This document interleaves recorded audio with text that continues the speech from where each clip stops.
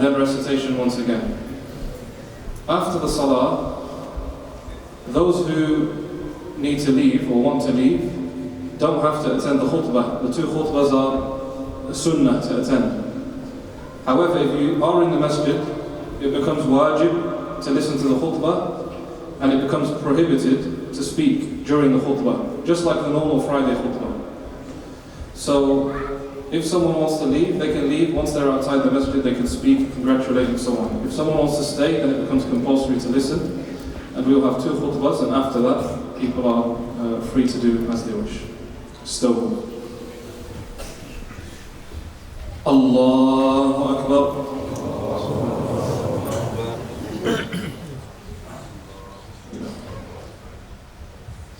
Allahu Akbar. Allahu Akbar. Allahu Akbar. Allahu Akbar. Allahu Akbar. Allahu Akbar.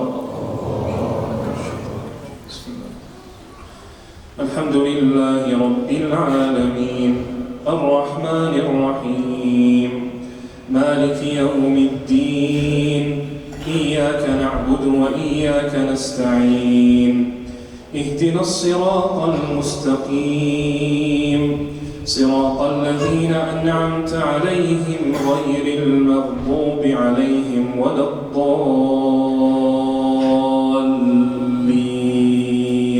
آمين.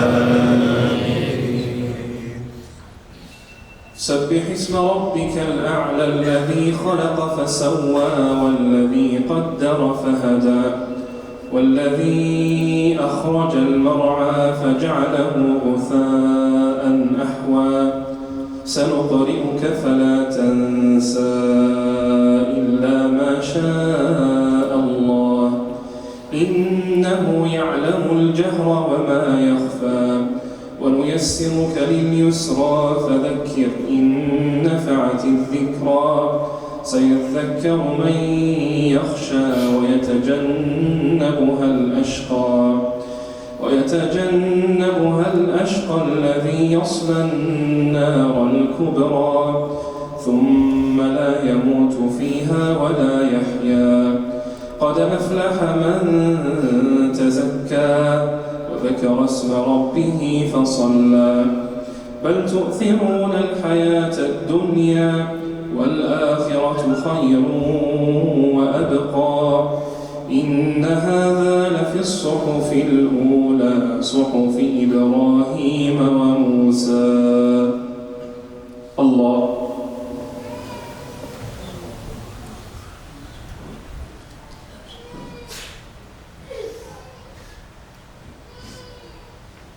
سمع الله لمن حمده.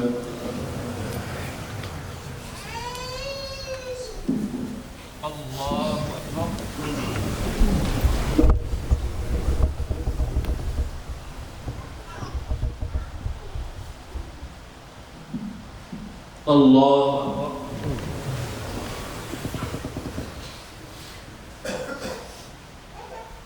Allah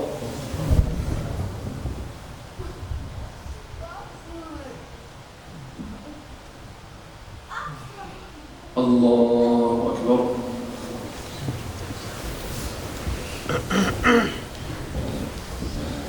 Allahu Akbar.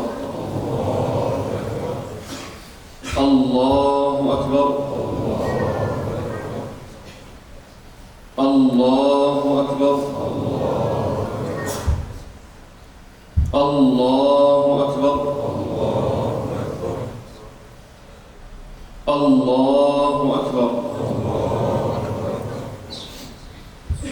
Alhamdulillahi Rabbil Alameen, Ar-Rahmanir Rahim, Maliki Yawmiddin, Iyyaka na'budu wa iyyaka nasta'in, Ihdina as-sirata al-mustaqim, صراط الذين أنعمت عليهم غير المغضوب عليهم ولا الضالين.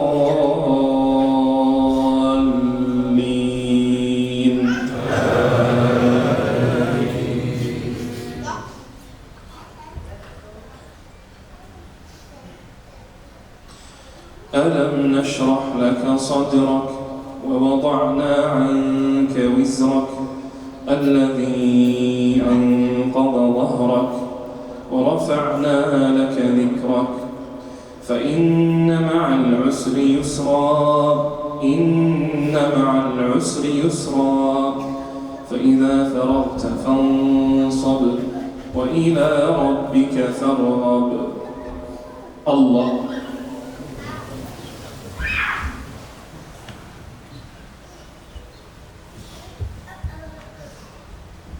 سمع الله لمن حمده.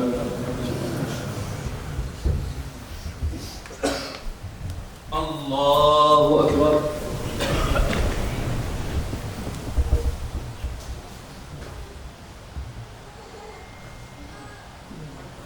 الله أكبر.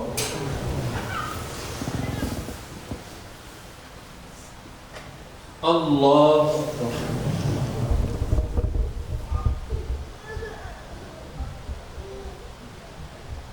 الله أكبر.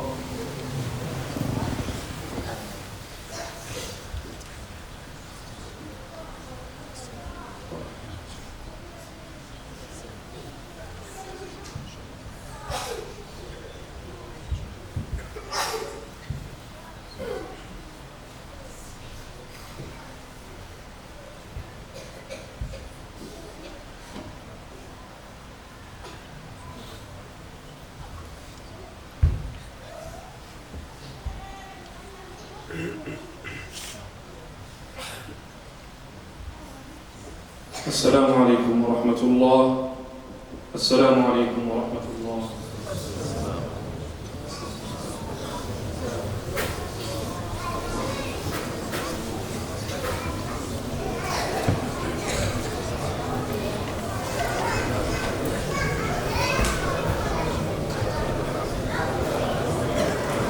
الله أكبر الله أكبر لا إله إلا الله والله أكبر الله أكبر ولله الحمد.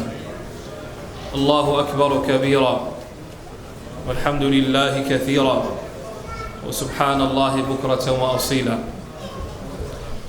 Alhamdulillah for the completion of another act of worship, and that's the nature of Eid in Islam.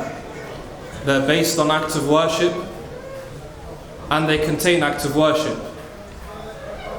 And so after Ramadan we complete one of the pillars of Islam, and so we have Eid-ul-Fitr. And after Hajj we have which is another of the pillars of Islam, we have Eid-ul-Adha. And both are concluded with ibadah and based on ibadah. And that only makes sense because that's the purpose for which Allah Ta'ala created us. And that's the only way which will attain salvation in this life and the next life, and success in this life and salvation in the next. And this event in particular is one which is symbolized by sacrifice. Sacrifice. The sacrificing of animals, for sure, is a sunnah. And this is based on the sacrifice of Ibrahim alayhi salam, who, when he saw a dream in which he was commanded to slaughter his son, his beloved son who he'd been waiting for a long time. He wasn't someone who had hundreds of children and was just asked to sacrifice one. He was commanded to sacrifice a child that he was so beloved to him and he was waiting for a long time. The first thing he did is go to his son Ismail and say, Ya bunayya inni ara fil manami anni athbahuka fanzur madha tara. This is what I've seen in my dream, so tell me what you think. قال يا أبت افعل ما تؤمر. He said, my father, do what you've been commanded to do. And this is specific to the prophets, because the visions and the dreams of prophets are always true. Whereas the dreams of the rest of us could be true, could be from the shaitan, could be games, could be falsehood. And so this wouldn't apply to any human being after the prophets. If they saw something like this in a dream, they wouldn't be allowed to oppose the ahkam of Sharia. Either way, this was a test from Allah Ta'ala, really, who knew Ibrahim's submission to Him and knew Ibrahim's firmness upon the faith. He really wanted to showcase to us the status of Ibrahim and the greatness of Ibrahim alayhi salam. And we don't need to take away and follow Ibrahim in the specific example that I'm talking about here, but we've been commanded to follow Ibrahim in his general attitude of sacrifice. And this is why, to remind ourselves of that and to follow in the footsteps of the prophets, and the Prophet Ibrahim first and foremost, who instead of slaughtering his child was giving an animal to slaughter, a ram to slaughter, that sunnah continues now until this day. And it's a strongly recommended sunnah. It's not an obligation, according to the majority of Sahaba and Tabi'een and scholars. But it's a strongly recommended sunnah that shouldn't be left out unless a person is in financial difficulty. And it's a strongly recommended sunnah which should be publicized and made a practice which we actually take care of, not something we just want to get out of the way. So we find a cheap qurbani or udhiyah to send out somewhere abroad, 30 quid, 40 quid, whatever, and just get it over and done with. Because that defeats the objective of the udhiyah. It defeats the objective of the sacrifice. And Allah Ta'ala commands us in the Quran in Surah Al-Hajj, this sacrifice, قَالَ فَكُلُوا مِنْهَا, eat from it, وَأَطْعِمُوا الْقَانِعَ وَالْمُعْتَرِ, and also feed the poor, the needy. And so the objective of this udhiyah is to have it with the family, to have it with friends, to give away as gifts to neighbors and so on, and to also feed those in need of it. I finally allude to this sunnah is a sunnah of all the prophets. And Allah Ta'ala is the creator of all animals. And He's the one who's commanded us to treat animals with kindness. And when slaughtering, to slaughter with kindness and care. And so, for someone to think that slaughtering an animal is cruel, and so instead of doing the udhiyah or qurbani, I'm going to donate money because I don't want to be cruel to animals. Or instead, I'm going to have a vegan udhiyah or a vegetarian udhiyah, as some people have said. That's putting someone's faith at risk. That might sound strange.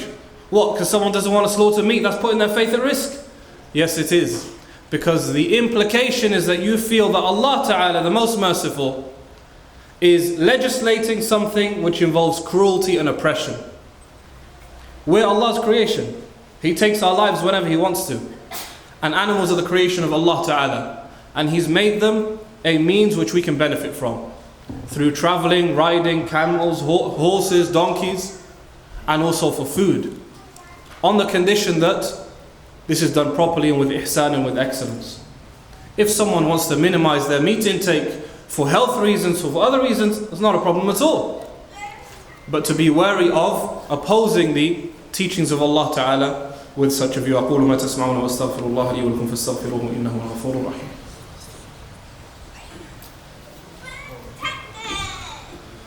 الله أكبر الله أكبر لا إله إلا الله والله أكبر الله أكبر ولله الحمد.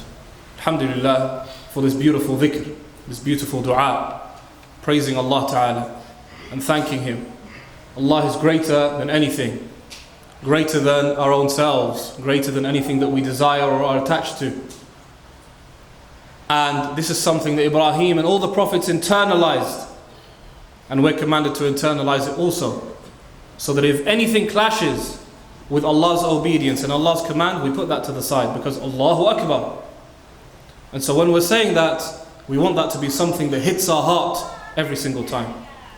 And I remind that today and the next few days, today and the 3 days after it, so 4 days altogether, are days of food and drink and remembering Allah and takbir and forgiveness and mercy and generosity. Not days of getting angry, or days of bringing up grudges, or days of being harsh, or getting annoyed quickly at children, but days of forgiveness, days of mercy. And hence it's not permitted to fast today, nor is it permitted to fast the next 3 days. And whoever wants to fast after that is free to do so. May Allah subhanahu wa ta'ala make this and all our days of barakah and obedience to Him, and make us attached to Him subhanahu wa ta'ala. Walhamdulillahi rabbil alameen. Wassalamu alaikum wa rahmatullahi wa barakatuh.